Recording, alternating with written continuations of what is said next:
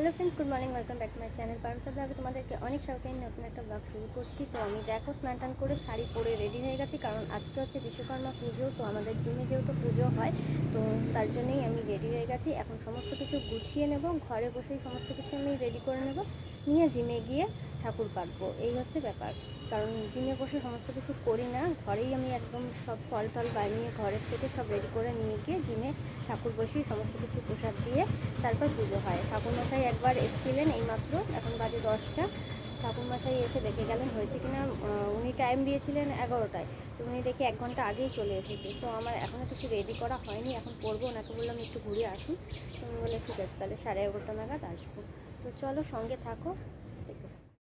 তো আমি পুষ্পপত্রটা এখানে রেডি করে নিয়েছি, আর চন্দনটা বেটে এর মধ্যে দিয়ে দিলে তাহলেই হয়ে যাবে। 2 রকমের চন্দন বাটবো, লাল চন্দন, সাদা চন্দন, আর ফল কাটবো। তো এই কাজটুকুই এখানে মোটামুটি বাকি আছে, আর ঘরটাও রেডি করে নিয়ে একবারে চলে যাব।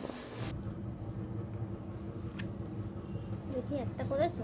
হ্যাঁ, এরকম 4টে, আর একটা এরকম মানে চ্যাপটা মতন করবে, ঘট বসানো করলাম আর করে এটাকে এবার হাতে চ্যাপটা করে দাও।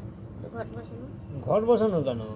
ও ইয়ের জন্য, ওয়েদার জন্য এত বড় লাগবে না, আরো ছোট ছোট করলেই হবে। এরকম হ্যাঁ হ্যাঁ, এইটার থেকে একটু নিয়ে হ্যাঁ নিই। হ্যাঁ, একটু ছোট ছোট করো, তাহলে 4টে তীর কাঠি দিতে হবে আর একটা ঘর বসাতে হবে, ব্যাস করো। তো তোমাদের দাদাভাই ওদিকে ঘট বসানোর জন্য মাটিটা রেডি করে দিচ্ছে, আর আমি চলে আসলাম আবার ফলটা কাটতে। ওকে একটুখানি সব দেখিয়ে দিয়ে আসলাম।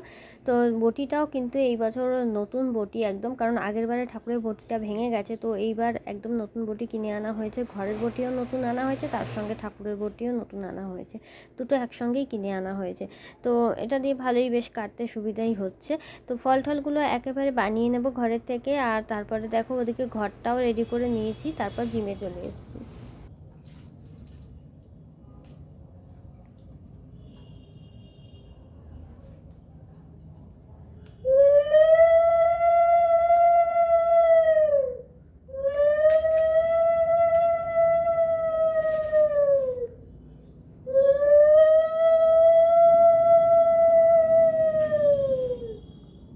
সোজা আছে কিনা দেখো।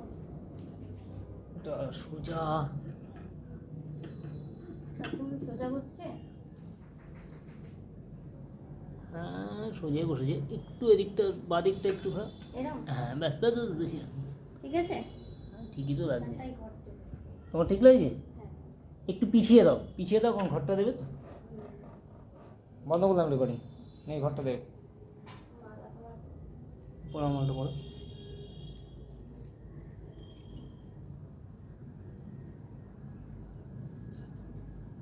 আর একটু পিছিয়ে দাও, তো ঘরটাতে জায়গা পাবে।